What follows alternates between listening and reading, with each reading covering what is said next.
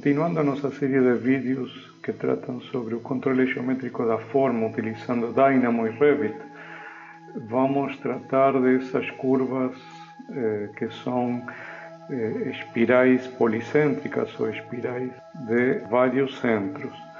Vamos entender a formação desse elemento e vamos gerá-lo através de uma função Dynamo.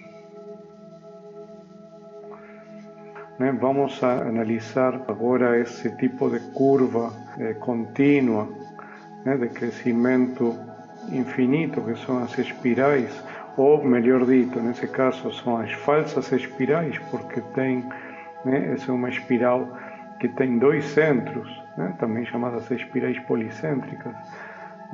E nessa espiral policêntrica está baseada em dois centros, o centro C1 e C2, que alternando a posição do compasso, nós vamos produzindo uma curva contínua, concordante geometricamente entre todos os pontos. Não é uma concordância paramétrica, é uma concordância geométrica. Aqui, por exemplo, temos esse desenho que vai criando a espiral através da alternância dos três vértices de um triângulo equilátero.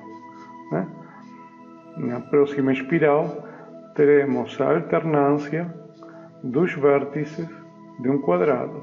Vejam que aqui os raios de cada arco formado vai acumulando o tamanho do lado do quadrado. Quando chego a fazer uma volta, o tamanho entre as duas espirais é constante e corresponde a 4 vezes o tamanho do lado desse quadrado. Então, se voltamos para trás, o primeiro arco é um raio, o segundo arco são 2 raios, o terceiro arco são 3 raios, 3 lados do quadrado, o quarto arco já acumulou os 4 lados do quadrado. A partir desse momento, os arcos são paralelos e constantes nessa curva, nesse tipo de curva. Isso acontece nas outras curvas também. Vamos construir essa curva com Dynamo.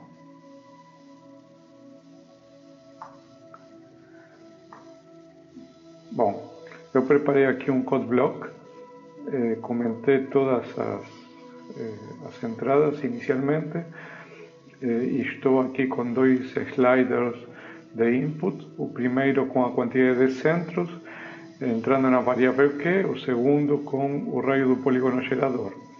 A variável Q vai definir, dividindo 360 graus, o módulo angular da espiral. Esse valor vai ser utilizado posteriormente. O vetor VC é uma constante.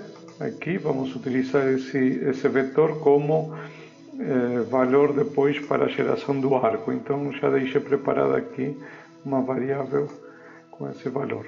O ângulo de cálculo vai ser dado por uma sequência numérica variando entre 0 e 360 com um passo igual a m.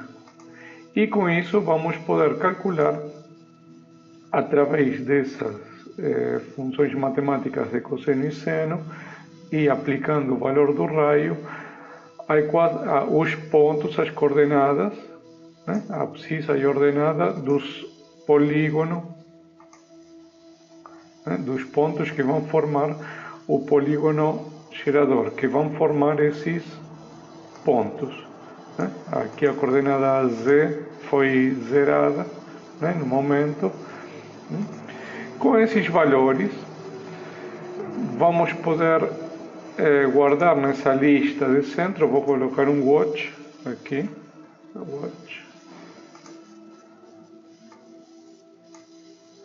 para ir vendo os resultados.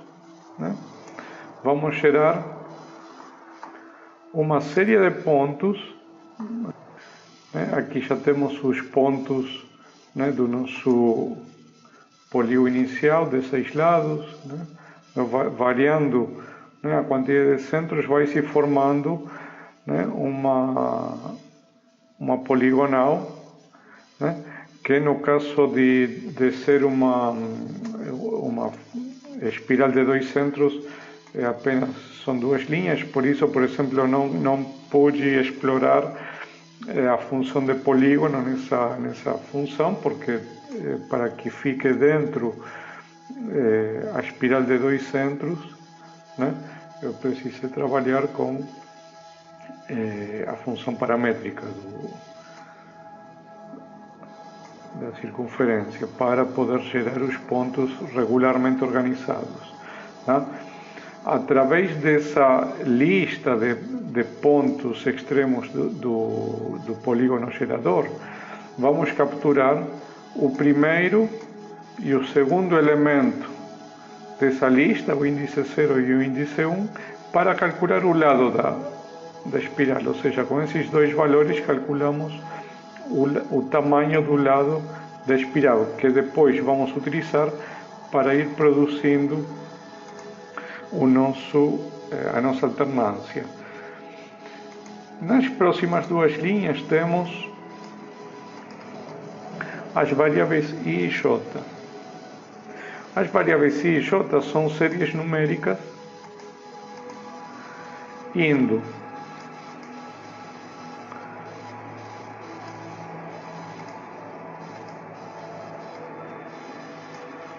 de 0 até a quantidade de pontos da espiral, né?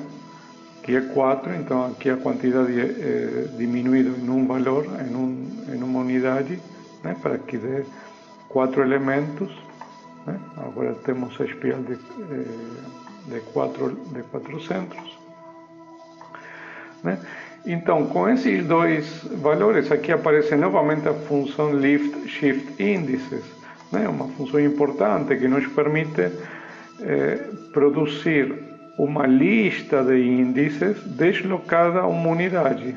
Aqui, então, nós vamos precisar do vetor entre o ponto inicial e o próximo ponto, né? Percorrendo esse caminho.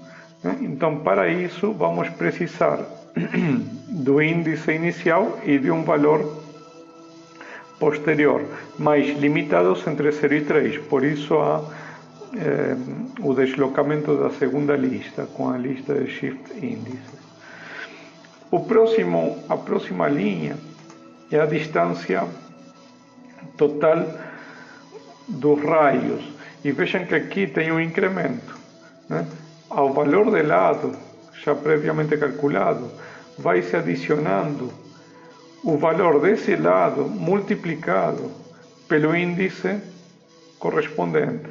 Então, o primeiro vai ser 0, ou seja, vai ter apenas o valor do lado, e depois vai se acrescentando mais um lado, mais 2 lados, mais 3 lados, e com isso acumulamos os raios necessários para formar a distribuição dos pontos.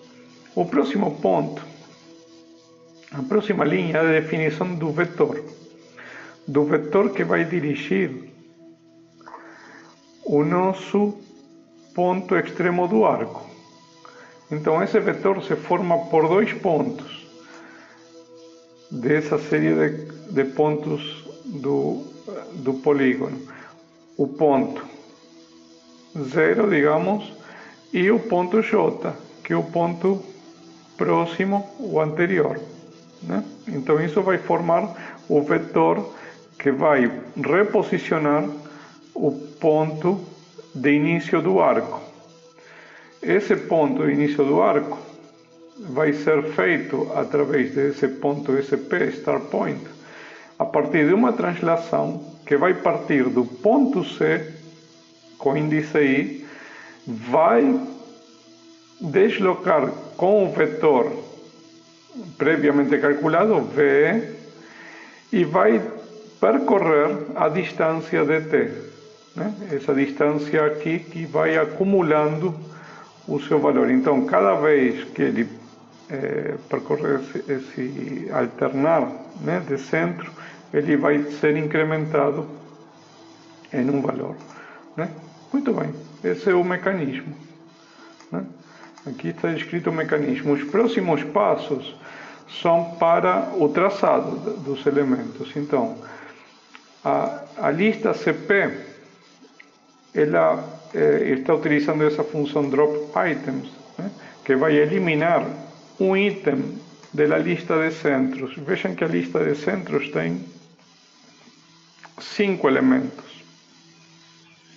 No entanto, eu tenho 4 pontos, porque eu tenho uma espiral de 4 centros, né? Ou seja, gerada através de um quadrado. Então, esses 4 pontos, né, vão formar os 4 pontos de um polígono. Por isso que o primeiro ponto e o último, como são iguais, nessa lista centro, um deles vai ser eliminado e eu vou ficar apenas com os 4. Isso para formar a curva poligonal, né, para ter essa formação aqui. O próximo passo é definir o arco. O arco que vai ter seu centro, né, vai ser gerado através dessa função. Center point, start point e ângulo de varredura, sweep angle. Então o centro é o centro calculado. O start point é o ponto inicial, né, calculado previamente a partir dessa translação. O módulo angular é constante, será sempre, para este caso de espiral, de 90 graus. E o plano de trabalho dessa curva vai estar no plano, né, cujo vetor normal é o eixo Z. Né? Então, aqui já temos, né, um ciclo dessa espiral. Né? Podemos continuar, né, colocando outras linhas, por exemplo, start point do ângulo, do arco, né? Perdão, end point do arco, né? Que é o ponto no parâmetro 1.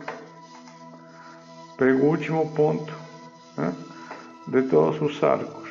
Com esses últimos pontos ligados ao centro,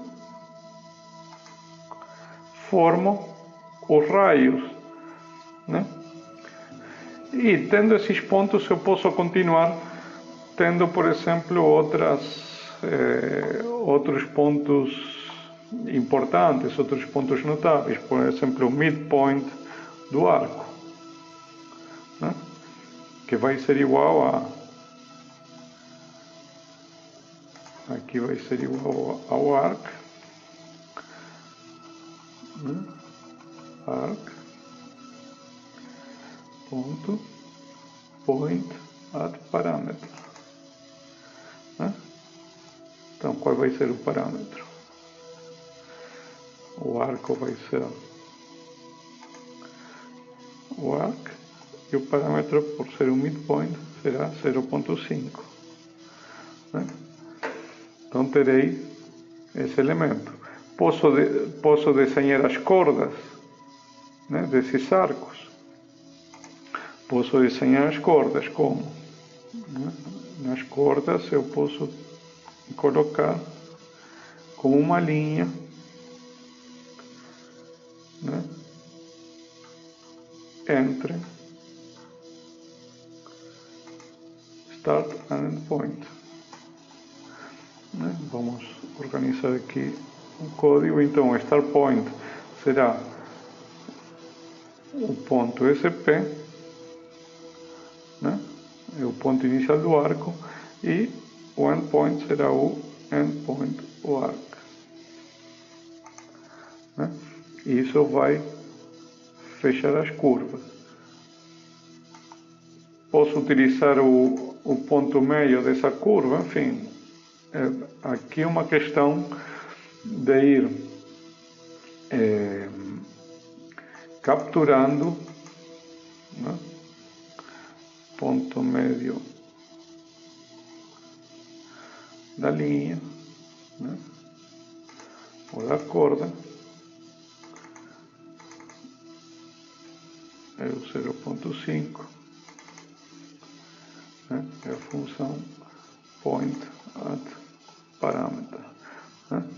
Bom, tendo esses dois pontos, né, posso desenhar a flecha dessa corda, desse arco, né? Enfim, eu estou tirando subprodutos da construção inicial, ponto meio da corda e